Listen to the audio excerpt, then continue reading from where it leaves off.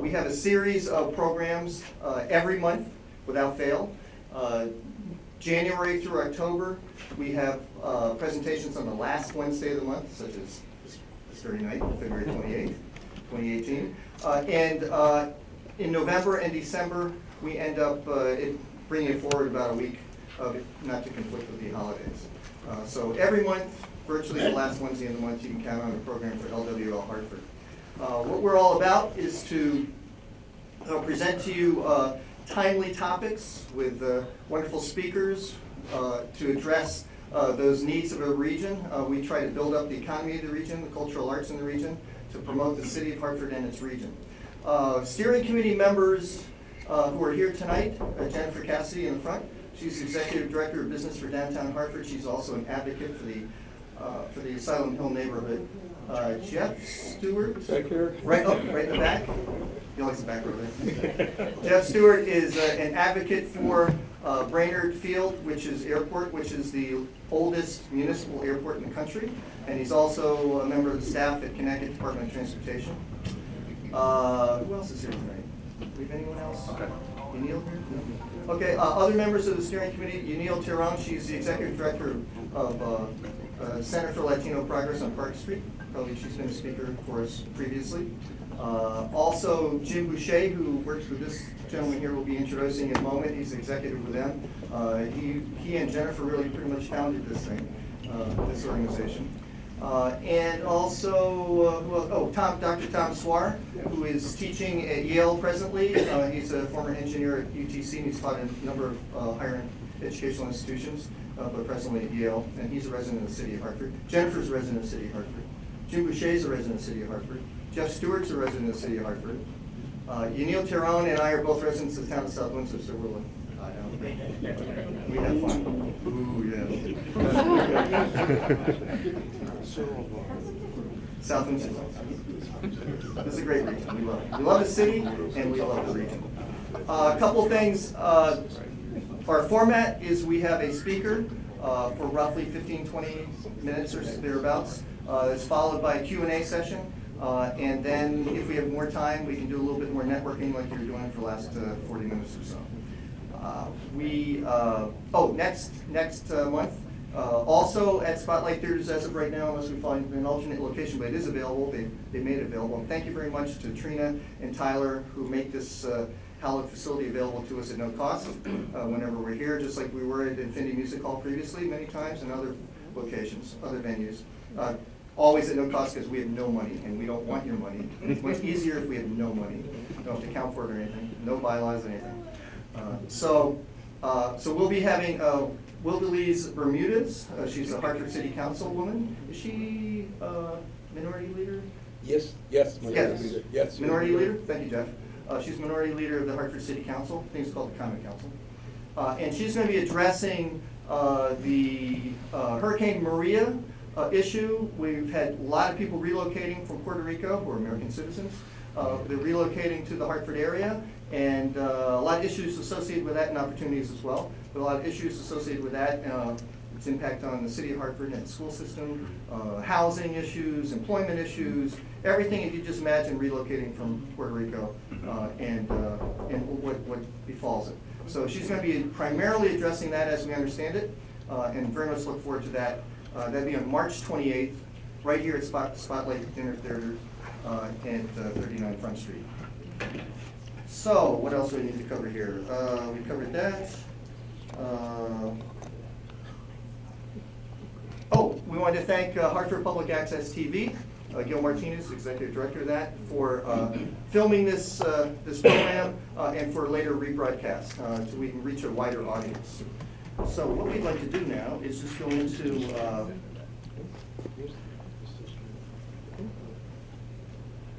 we'd like to go into just tonight's program. Alex Johnson, who's Executive Director, President and CEO of Capital Workforce Partners. They are the regional workforce development board for the Hartford area. There are 5 now in Connecticut. They're 1 of 5 in the state of Connecticut. They do great work. I've been dealing with them for many years in my capacity at other boards, and they do a phenomenal job. And in fact, you helped us get a program for land surveyors going. Thank you very much. working with Jim Boucher of all people. But I'm going to switch your battery's on. my battery's dying. I'm going to switch Is voices. it on? Yeah. Thank you. So he, let me give a little background bio for him. He went to the University of Connecticut and secured degrees in a Master of Public Administration degree as well as a bachelor's degree. For the last 16 years, he's been, prior to being named CEO and president of Capital Workforce Partners, he was their executive vice president and also their chief operating officer. He's got a lot of intimate knowledge about all the issues associated with workforce in this region, and boy, there are some issues. I can't wait to get started on this one. The demographic tsunami that's coming up, it's already here. And how to employ the underemployed and people who could use a good job. And there's so many different the advanced manufacturing issues. So he's here and he's willing to address us right now. And why don't we just, without further ado, let's just get going. And here's a microphone that actually works. Do I need to hold it or? Yeah. Good evening, everyone. Good evening. And I'd like to thank Peter and the members of the steering committee for inviting me to speak to this very important and critical issue. As Peter was introducing me, I'm almost feeling like I'm being set up here, giving some questions he's already started with. But at the same token, you know, the work that we do at Capital Workforce Partners is something we're proud of. We do it well, and we always want to speak to what our issues and challenges are. So I'm really happy to be here this evening. You know, because as we all know, everyone knows someone who's looking for a job. Everyone knows an employer who's looking for people. In fact, I was with an employer last week who said, I have a number of good jobs, and those jobs are looking for people. So what's going on here? I know that's the question that you all are kind of swirling around, so I wanted to take a few minutes this evening to speak to two things. One is, what are the underlying issues associated with this challenge? And secondly, what is Capital Workforce Partners doing about these issues? And how can we all get involved? To start, I just wanted to start with just a thought. And actually, during my travels, I picked up an article. I saw the article, and the article was by Greg Fish, and it spoke to 11 lines of code that are going to eliminate millions of jobs. So obviously, I had to pick it up. I had to read this article. And there's a lot of information in that report, but I wanted to just pull out just a simple piece so to get you thinking about what some of the issues and challenges are that we're going to be dealing with as we're trying to prepare our job seekers for the realities of our current labor market. So this quote is simple. If the job involves making decisions or taking actions based on well-defined criteria that rarely changes, that job is now subject to being done by a computer. Very basic. So that's what the current state of the economy is. And at the same time, there's an economic imperative for employers to seize this opportunity to utilize technology in lieu of people. Technology is 24/7. The costs are stable. They don't require vacations. They don't require sick time. They don't ask for raises. They don't ask for time off. So there is a lot of realities to why employers are now adopting technology in lieu of workers, but at the same time, the economy needs human beings to enable us to be successful. So I want to speak to both of these issues tonight. First, I want to start with the fact that, as Peter mentioned, a year ago, this past January, I was appointed President and CEO of Capital Workforce Partners. My first challenge was to put forth a vision for the organization to enable us to pursue our mission, and at the same time develop a strategic plan that enabled us to achieve that vision. So what I put forth to the board is what I labeled a path to the future. A path to the future, aligning vision to action. Within that, My vision is for Capital Workforce Partners to be the premier organization that drives closing the skills gap. So let's think about what that skills gap is. This chart, some of you have probably seen it before, but it's a very simple way of kind of speaking to the skills gap. And I would also say that this report is also on Capital Workforce Partners website, so you can access it at your leisure. But as we look at this chart, it notes that entry-level jobs, there's a surplus of supply. High-end jobs, there's a surplus of supply. When you look at middle-skilled jobs, that's where the significant demand is. As you look at this chart, 48% of the jobs at the point that this chart was done in 15 required some level of middle skill certification. At the same time, when you assess this to the population, only 38% of the workforce met those skills. That's our gap. And as you look at this, that gap is going to increasingly widen, because we're also projecting that by 2020, the number of positions that are requiring middle skills are going to be 70% of all jobs. So the gap is widening at the time when we really need to infuse and develop and retool our workforce. So why is this happening? What's going on? What are some of the underlying factors? So I wanted to just speak to, in a very short way, what we perceive as being some of the underlying factors. So in doing that, I need to just kind of step back and regress to the economic recession of 2009. You know, I think we all remember those days. What we do remember, there was massive amounts of people being laid off. What was striking about that is that at the same time, productivity was increasing. So as you evaluate this, so I look at this as a point in time, that normally when we have recessions, they're cyclical, basically meaning that when there's a downturn, people are laid off, they go home, they collect unemployment, they wait to be recalled either back to that employer or to another employer. But they're able to get employed with the same set of skills.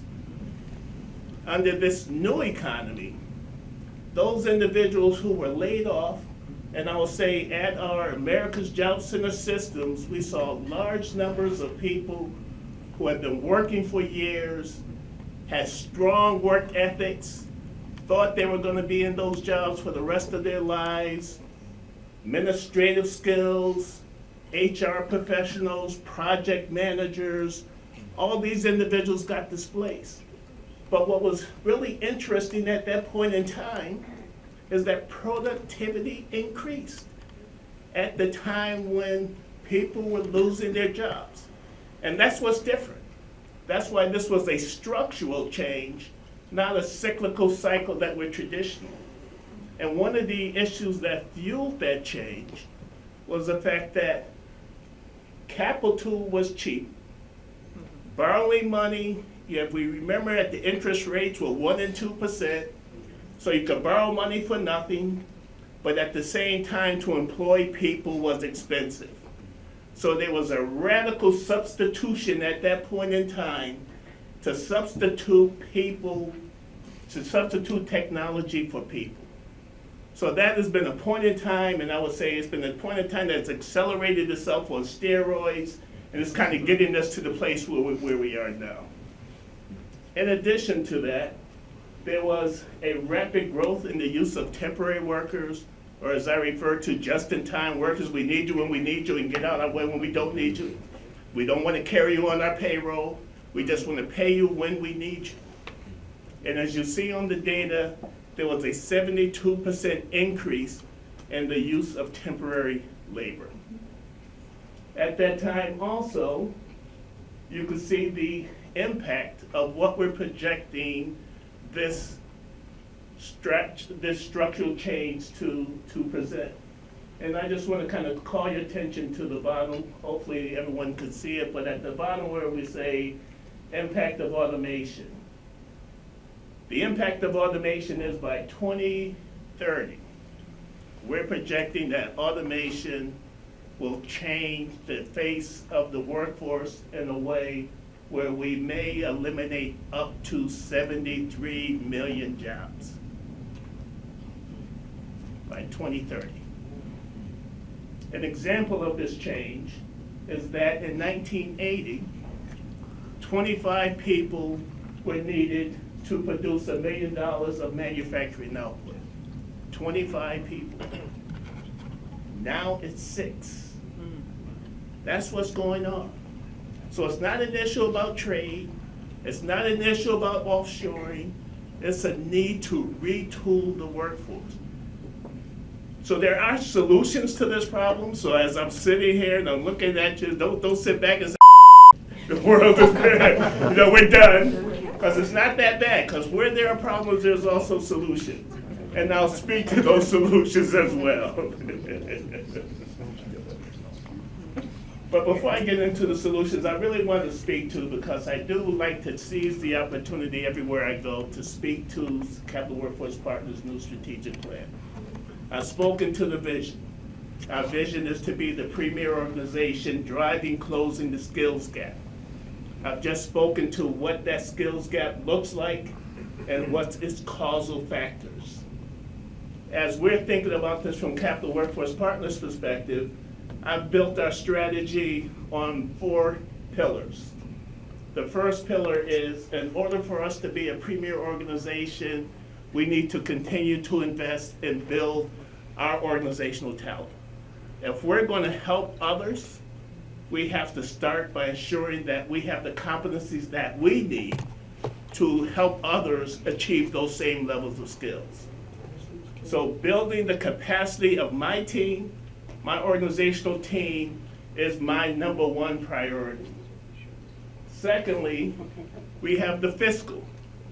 And fiscal really speaks to the need to be creative, innovative, to be flexible, but in this environment, it also speaks to flexibility in terms of diversifying our funding sources.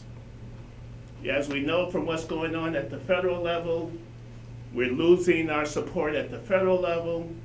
We have a state that's in a budget crisis. But in order to do this work, in order to really build our economy and enable individuals to compete successfully for jobs, we have to figure out how we pay for it. So organizationally, we have that responsibility to figure out how we provide for the supports to people to get the skills they need to compete for these good jobs that employers are desperately looking for people for. And then finally, we need to build a premier career pathway system to really enable individuals to get the supports, get the skills that they need in order to be competitive. I will say, prior to this point in time, those of us who've been doing workforce development for a while, we know that as long as we were able to get individuals the skills, the what we call the work readiness soft skills, as long as they had the basic literacy skills, as long as they had a good work ethic, good attitude, willing to learn, we could help them get good jobs. In this economy, we have to do that. Plus, we have to ensure that they have a certification that certifies that they can do something. So we have to do all of the basic stuff and then make sure that they have the necessary credentials that they need in order to compete for jobs. That's our challenge as a system. So what does this system look like? And I know this is a busy chart. And actually, as I thought about it, I said, whoa, folks are going to just say, whoa, what is that?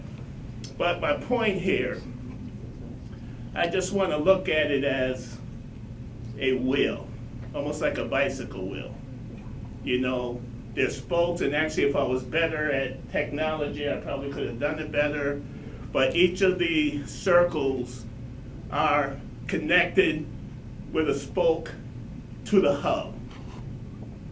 The hub is our America's Job Center system that Capital Workforce Partners is building with a lot of significant partners, and in particular our partner at the Department of Labor.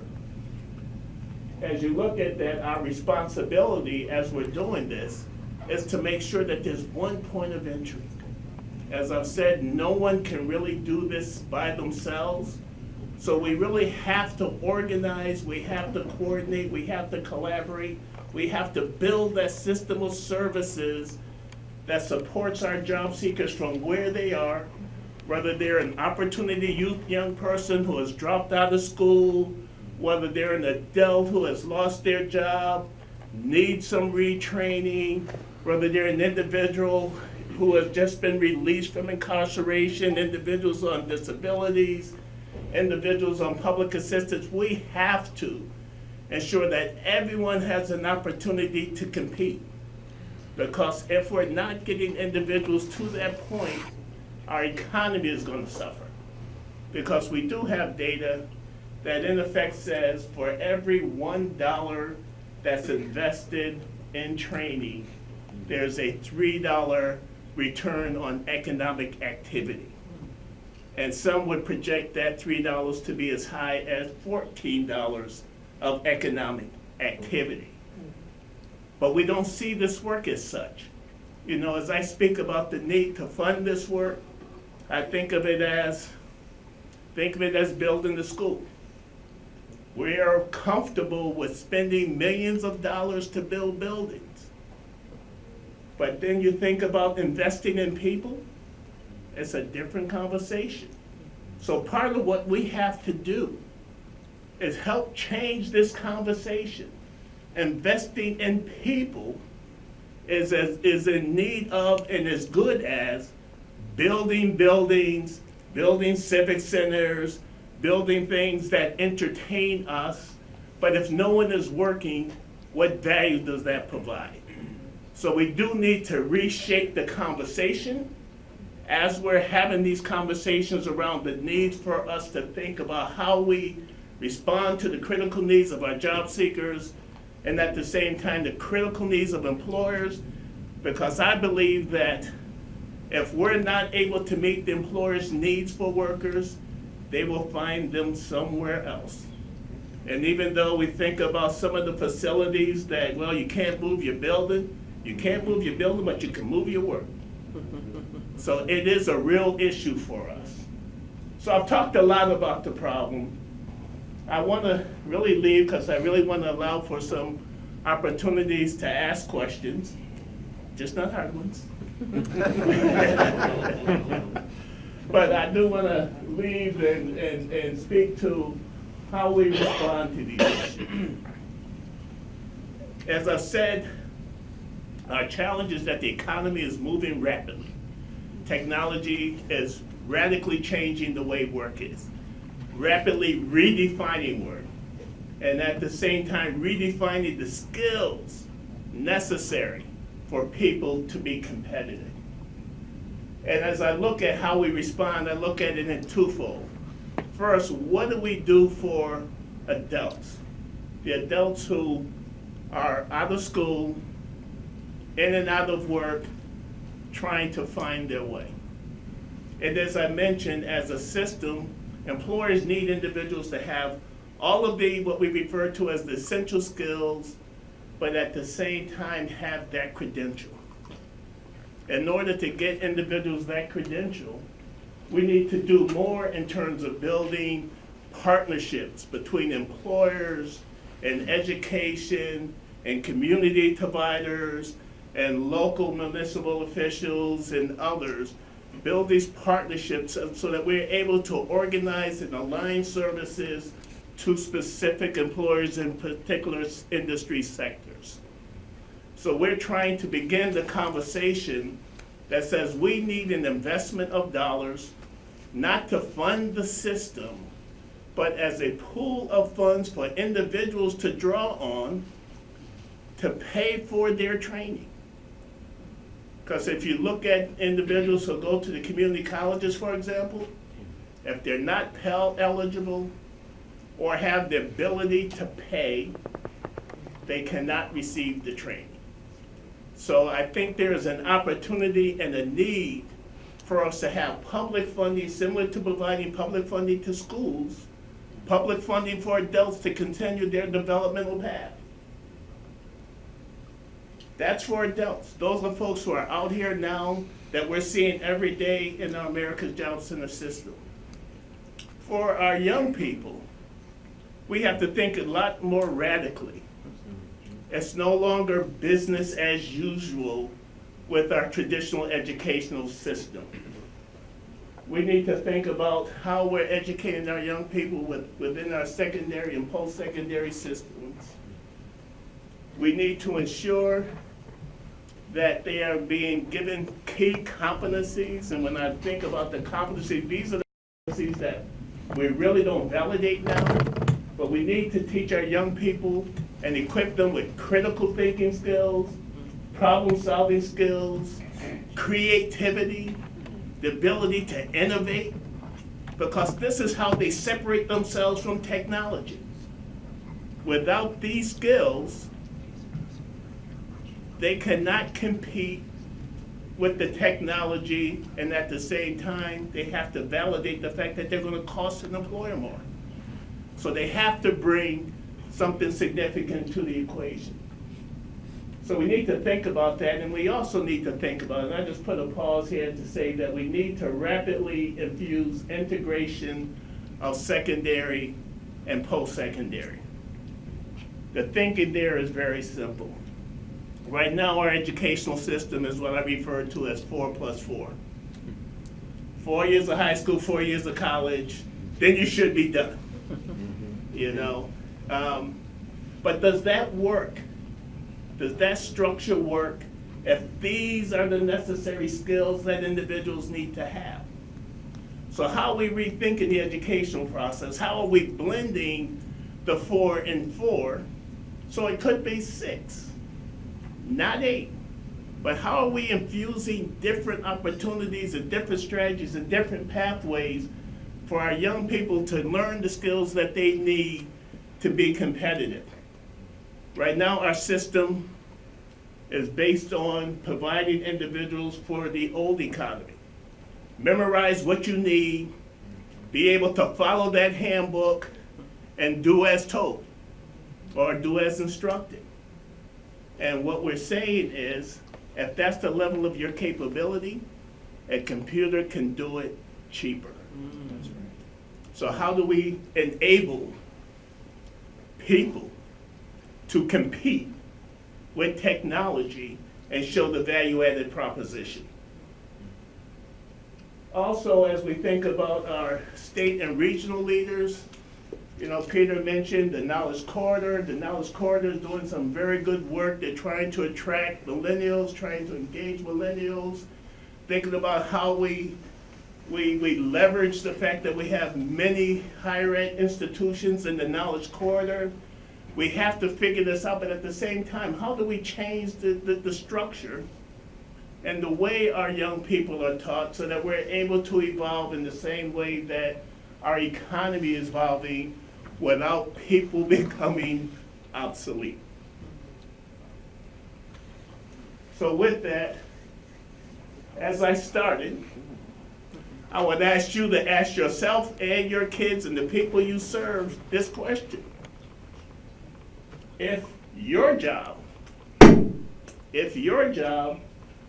was use well-defined criteria that rarely changed, how long are you going to be employed?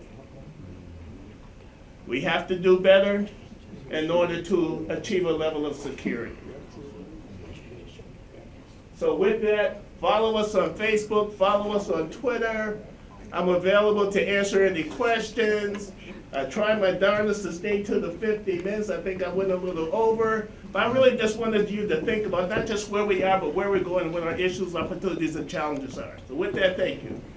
So right now we'll go to the Q&A section, and I'd like you to use the microphone. So just raise your hand and I'll bring the mic over to you. If anyone has a question. I have about 20 of them. All right, we'll do that. We'll do that.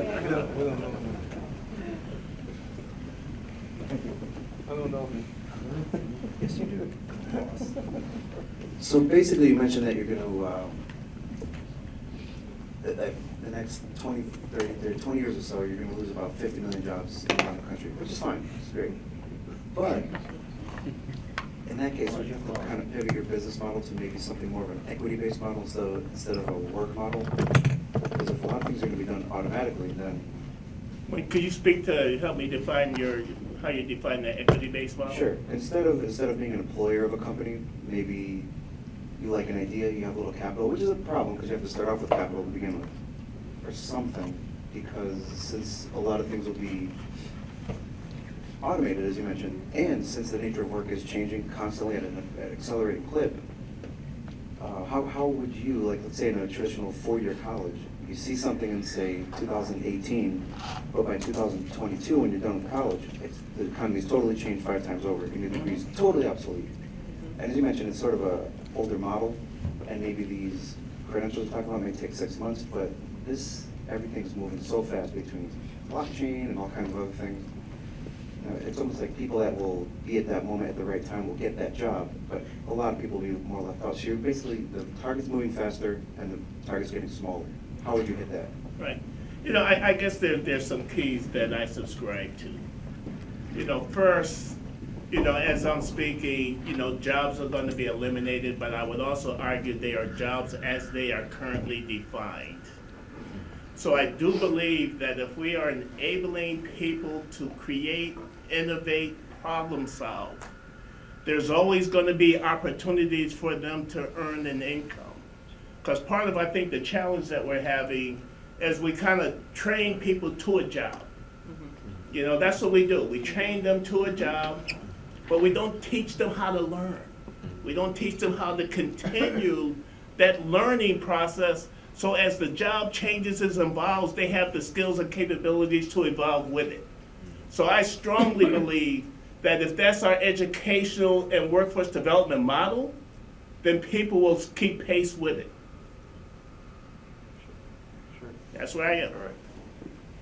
Because I don't want to get on the other side, because I would also say I've also read other literature that says one of our national issues are going to be, how do we take care of all of these people who are incapable of taking care of themselves because they don't have the skills? I don't subscribe to that theory. I think if we get in front of it, it becomes a non-issue. Okay, great topic. Tyrone Walker. I'm at UTC, Pratt. So an opportunity now is Goodwin College. All right, it's a career-focused college. Advanced manufacturing is being supported. My concern is, how do we funnel Hartford residents, even students come from Hartford, to that opportunity? I don't see the link there, and my concern is they won't get there. How can you help facilitate getting your workers to this kind of career-focused type of opportunity? I guess I'll answer in a couple of ways. First of all, I will say, that I've had a number of these conversations with our new Hartford school superintendent. And I will say that she understands this, she gets it, and I think she's going to work hard to turn and adopt the system to meet that challenge. So I do think we're in a place of strength in that regard. I think also, we really have to think about how we connect supports to get people to the Pratt and Whitney's. But I also would just put out the point that the jobs that Pratt is doing now will not be done the same way in 5 and 10 years. Because I know you've seen laser printing in action. So it's going to rapidly change that phase. So yes, we have to connect them to these opportunities, but how do we also engage them to continue that learning? All right, let me clarify. Let me clarify what I'm saying. Okay. I'm with you. Goodwin College, Pratt's funding Goodwin College to do advanced manufacturing. I'm with you. Right. So there's 2 skills you mentioned.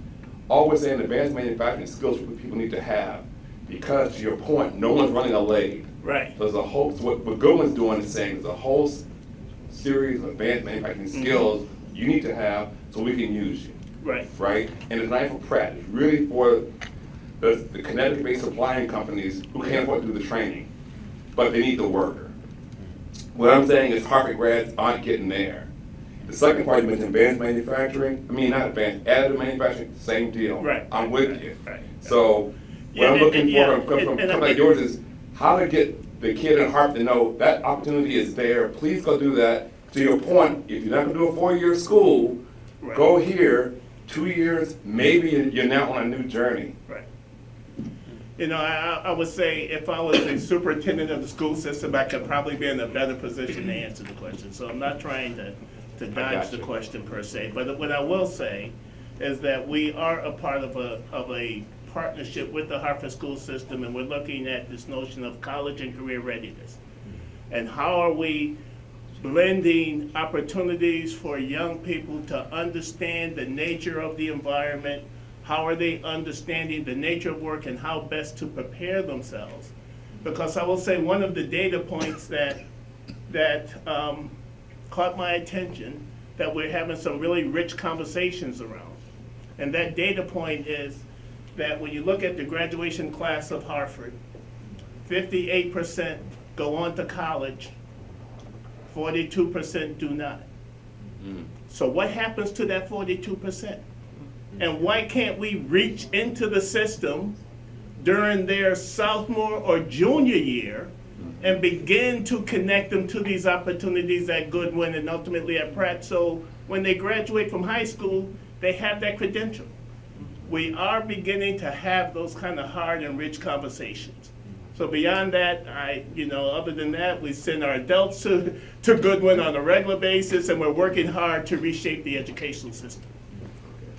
Before the next speaker, by the way, I've spoken with Alex, and a number of individuals in this room are with their organizations, are working with Capital Workforce Partners, and collectively we're addressing that very issue. We look forward to it, and Goodwin has a great program in advanced manufacturing. So does Asnuntuck, which has 150 slots that are not filled right now out of 600. So a number of organizations trying to get together, Hartford Kiwanis Club among others, Catholic Charities and Salvation Army and others, to try to fill that. And so if we can all get together and start communicating and developing plans, coordinating the plans, we can get this done. It's not all government. A lot of it's private sector charitable organizations, including faith communities. Let me just bring this up here to Dane for his question. So, And then we'll be going over here. so that's the answer, and I think that was appropriate to my question. But really what I'm seeing, and based on the statistics that you explained earlier, we're talking 80 million jobs in the next 12 years, not 20 years.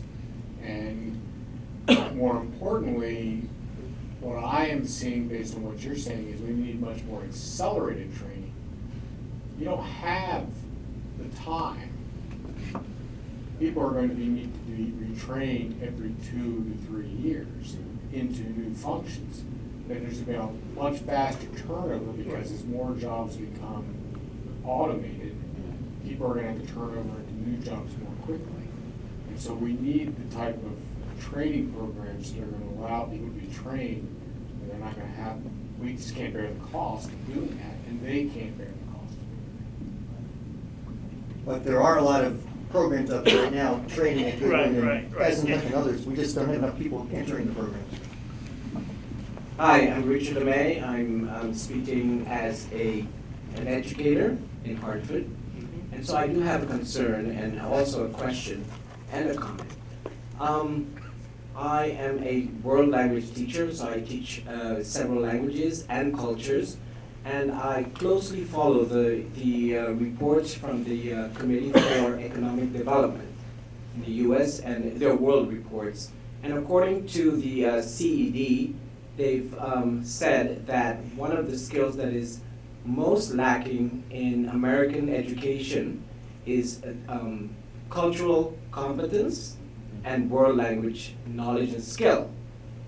And I often hear schools talk about college and career readiness, but no one talks about college, career, and world readiness. And when are we going to start talking about world readiness? Because according to the CED also, our students are not ready to compete with the world, and the world is coming to America, and the world is becoming smaller. We're in a global economy, not an American economy, and we are falling behind as an American nation. We are not doing a good job in educating our students for college, career, and world readiness. How can you help in creating the capacity that is needed in order for our students to remain or to become and remain competitive in an ever-changing world? Yeah, I guess I'll start by saying I agree with everything you've said.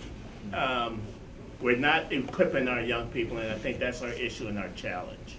And I would say, yes, we need to equip them to be able to have the international competency, but right now we're struggling with enabling them to have the confident competencies to venture beyond their neighborhoods. So, we have to start pushing it somewhere, and what we can do about it, we don't run those systems, but we have the data to help inform those systems and inform them of the realities of our economy and the needs and the types of skills that they're going to need to impart into our young people. So we're advocates in that regard. We're also partnering with the schools to the extent we can, because we believe as an organization that young people learn not just by what they learn in the classroom, but what they learn in the workplace. And how are we connecting the two in a way which enhances their development, their capabilities, and their learning. So that's the role that we play with our partnership with the school system. Thank you. By the way, before we have our next question, just want to put a plug in for a formal forum that's going to be held at Goodwin College. And that's going to be on April 26th in the morning. It's an all-morning conference. Alex and I are on the board of New England's Knowledge Corridor Partnership. That's Metro Hartford, Springfield, New Haven area, which is the 20th largest market in the United States. But we have a very large workforce, but we are concerned about millennials, retaining millennials and tracking millennials, and exactly what it is we need to make sure more of them stay and more of them come. So we've invited a number of youth, young professionals organizations. HYPE is one of them. The Metro Hartford Alliance has over 4,000 members. Other groups from Western Mass have been invited and have agreed to participate. I think we're having a conference call on that, some of us, on Monday. So we're going to be addressing that, and that's the forum's going to be called Mayors Meet Millennials, and it's all day, as I said, at Goodwin College, and it will be a free event. We have a major sponsor, one of the local banks, Farmington Bank, is sponsoring it. So that's coming up on April 26th, and flyers will be coming out on that. But we do have a great need, and we have, in the New England Knowledge Corridor, we have tens of thousands of jobs right now that are unfilled. They need skills, and we need to identify the people who can fill those job openings. Next question. Oh, one more, Patrick.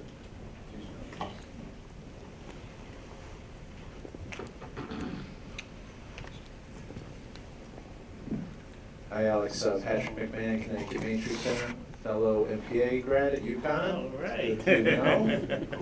So my question for you is, we've got the press, there's GEs out there, the big corporations. I don't know if we can totally rely on just those jobs. I think we got to somehow build and create new jobs organically right in our own city of Hartford. And what would be your suggestions on how we create those new innovation jobs right here in our own capital city?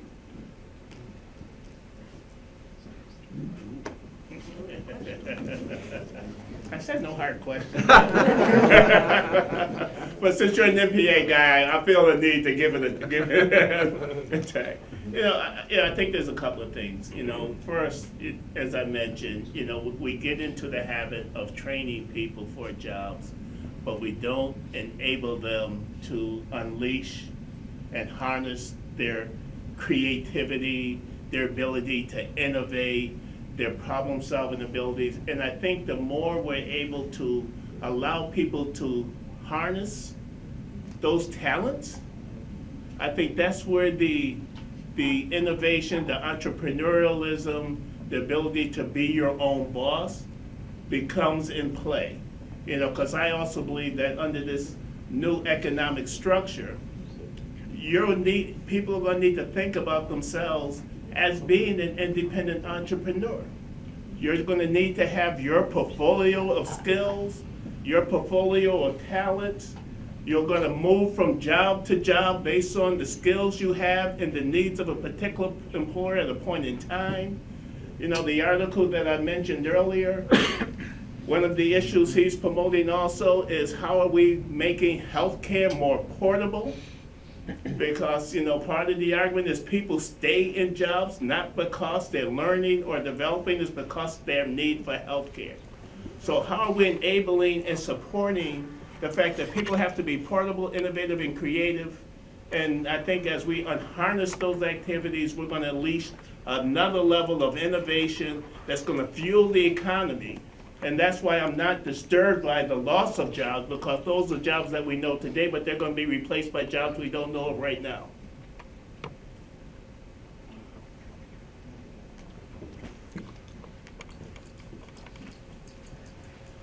Okay. Good evening, everyone. Mr. Johnson.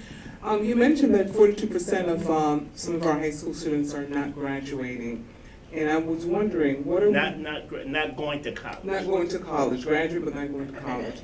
Now, and we know that a lot of our students, a lot of our young people are pretty emotionally broken.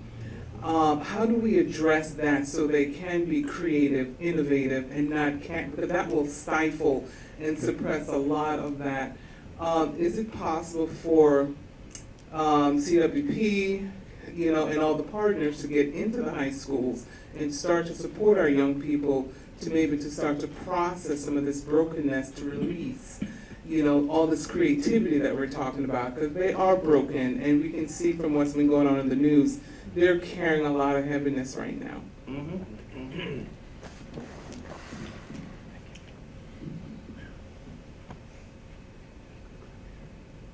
You know, I'll react in a couple of ways.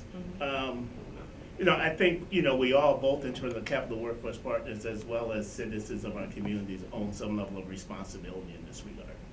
You know, because I think as we talk about our young people are broken, you know, what we lose sight of are some basic things, like living in poverty is traumatizing. Something just that simple. And they bring those traumas to school, they bring those traumas through life. So how are we identifying those areas of trauma? How are we supporting them through behavioral health services? And how are we diagnosing it at early ages? You know, because my ideal scenario would be that we're touching young people at grade 2 and grade 3 and helping to support and steer them and deal with their issues. But I don't run the educational system, so we're very supportive. And with our programs, we're trying to deal with how are we able to diagnose or at least understand the issues of trauma, how they manifest themselves with preventing individuals from being developing on time. So those are issues we all have to deal with, but I think it's more than just CWP. This is a community issue. Right. Yeah. One more over here. Alex, I really enjoyed the talk, really informative, I appreciate it. I want to, if I could, revisit a little bit. You introduced a couple of interesting concepts. The idea of setting up a public trust, a public fund that citizens could potentially access to fund some of their training, and how that training should align with career pathways, and getting an idea of what the employers, large and small, are looking for from a skill perspective. Do you have an idea today of what some of those pathways may be, and what that could look like if you were sort of given a magic wand, a blank check? You know, what would that look like? Someone accessing your system in order to get aligned with those pathways and eventually get the training and on to employment? Yeah, I will say, you know, right now we have a lot of experience in building pathways in manufacturing, healthcare, we're looking at IT. You know, so building those pathways is what we do daily. You know, the challenge is how do we support individuals going through those pathways who need to work any job because they have to, you know, cover their basic needs, and at the same time have no resources to cover training costs. And one of our challenges, and I see there's a lot of, you know, America's Job Center staff in the room, we all know that our training dollars, I think they were gone by the end of Thanksgiving, or definitely before Christmas. So the public supports that we have are not clear, not enough to meet the need. And I also believe that to some extent our state needs to share this responsibility. You know, because we have deferred to the federal government for our ability to get federal funds, but it's our state that's going to be challenged if we're not able to equip our workforce. So I do believe, and a number of us are having conversations about how do we have this conversation with our state leadership to create this fund. It's not to fund people in terms of employees to support people. It's a fund to support the individual, to enable them to get the retooling, because as we spoke earlier, people are going to need to be retooled every few years, every few years. And there needs to be a system of support and a structure in place to support that, or we are going to be challenged not only as a state, but as a country. And we have to be able to get there. Let me just throw out one other item, and that is that we have in some of our more distressed neighborhoods, we have a number of people who are underemployed and unemployed, looking for those opportunities. But for them to get to the training at Goodwin, at Asnatha Community College, and other programs, how are they going to fund that? And by that I mean, there's often a gap between what they get in scholarships and grants. And so that's one component. And another component is that they have to pay their bills. They have an apartment, they have food, buy, that type of thing, support their family during that period, and it can be short as a couple of semesters. But they still need to be able to pay their bills, so there's food on the table for their family. And the other thing is transit. A lot of the jobs, we're talking about Pratt & Whitney, a lot of these people won't be working directly for Pratt & Whitney. There are tens of thousands of jobs for subcontractors, other companies who do work for a variety of larger companies. And that's where a lot of the jobs are going to be. And where are those jobs? More often than not, in manufacturing, they're not in the city of Hartford. So how do you get from, for example, the Northeast neighborhood, which is like that project, I think we're getting involved with the Hartford Kiwanis Club, and we're working with you guys among others. How do we get people from the Northeast neighborhood to the training by bus, because they're transit dependent? How do we get, or other means, how do we get them from the Northeast neighborhood to Goodwin College or to Asnatha College or the other training centers? That's one thing. And then also, how do we get them from where they live in the Northeast neighborhood to the place of employment once they've fulfilled those skills? So there's a funding gap. How do they support themselves during the training? How do they pay for the training? And how do they get to the training, and how do they get to the job once they've completed the training? But once they finish those programs, there are jobs waiting for them, and they're middle-class jobs. Right. And how do we also convince them to stay in the neighborhood so they can convince people to take the right path and be sober and finish that education and go through your job training, and there's a good job waiting for you, and you can still stay in the neighborhood and be productive members of society and be an example for everyone else. So is that my litmus test in terms of whether we're successful as an organization if we fix that problem? Well, with the help of everyone, there are a lot of organizations. No, but I will say one point though, because I think you made one point that I think we have to work harder at. And that's the point, that people have to work. And so, and far too often, people are working at the same time educational programming is being provided. So what it suggests is that, as I say, we need to rethink how we're providing educational supports. That's one. We have to also be able to provide opportunities to learn around their work schedule. I was visiting a site in Nashville, and they had what they call a 24-hour high school. And the 24-hour high school was just that. Young people would have to work, and a lot of young people start by working second shifts. Someone gets off at 12 o'clock, they're still energized, they're awake. Why can't they go to school? And this particular school, they could. You know, we get so caught up in our traditional model that we do this in a day, and if you can't make it on our schedule, you have a problem. That problem is now all of our problem. So we all have to rethink this system. So I think as we start nibbling at those issues, we're going to enable people to pull themselves up by the bootstraps to be able to work and learn and do what they need to do at the same time. Well, I'd like to thank you very much, Alex. Wonderful presentation. Great questions. And I look forward to working with you on some of our projects. Most definitely. And Most definitely. joining forces. Everyone communicating, that's the key. So, next month, March 28th, right here from 5:30 to 7. Please join us for Wilgalese, Bermudas. It's going to be talking about Puerto Rican people who are coming, members of, who are absolutely our citizens of this country, who are relocating of necessity because of the absence of utilities, housing, et cetera, jobs, and all kinds of problems down there. They're relocating to this region. They have family here often, they have friends here. There's somewhat of a support structure here, but there's a need for greater effort. And I think she's going to be talking about that and how we can help and what's going on, what opportunities there are too. Maybe they can help us fulfill some of our workforce Yes, development we've got needs. a lot of work to do. So right here, a month from now, at LWL Hartford, and thank you very much for coming.